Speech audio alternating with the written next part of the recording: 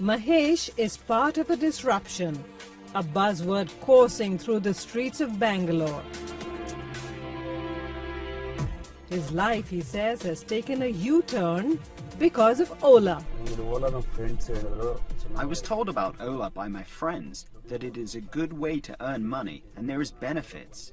If Ola was non-existent, it would have been difficult for me and I would have had to take a lot of loans.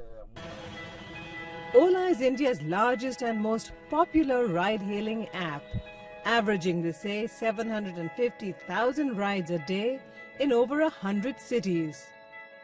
With a valuation of well over $1 billion, it's a poster child for homegrown success in a city dubbed the Silicon Valley of South Asia.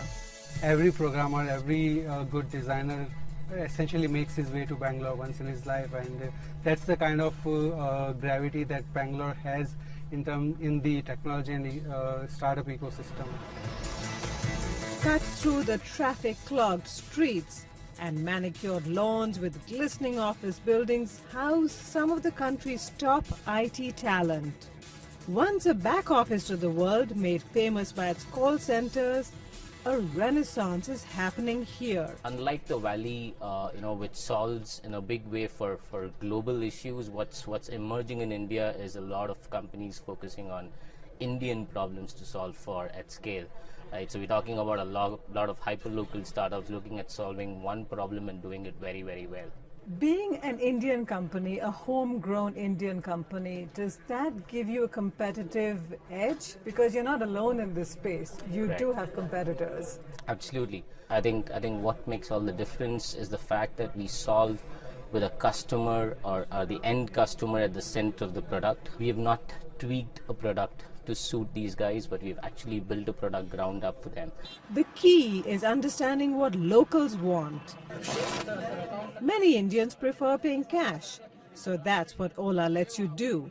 And its app supports 11 regional languages. So Anand, we're going to do something very Indian now and get ourselves an auto. Absolutely. So you have an option to book an auto rickshaw on the app. Yeah. One touch and you add a locality and you have an auto coming towards you within minutes. What was traditionally offline is now online with Ola's technology. The interesting part here is the driver entrepreneur, the driver partner who's sitting up there, also gets access to consistent demand. Correct. So for him, at any point in time, he has hundreds of thousands of customers around him.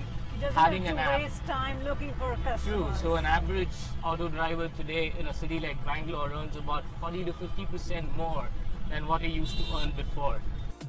Finding Indian solutions to Indian problems has helped the startup gain around an 80% market share. Uber, its main competitor, clocks in at around 4%. As we weave through traffic, I witness the enthusiasm that is driving growth for one of India's hottest startups.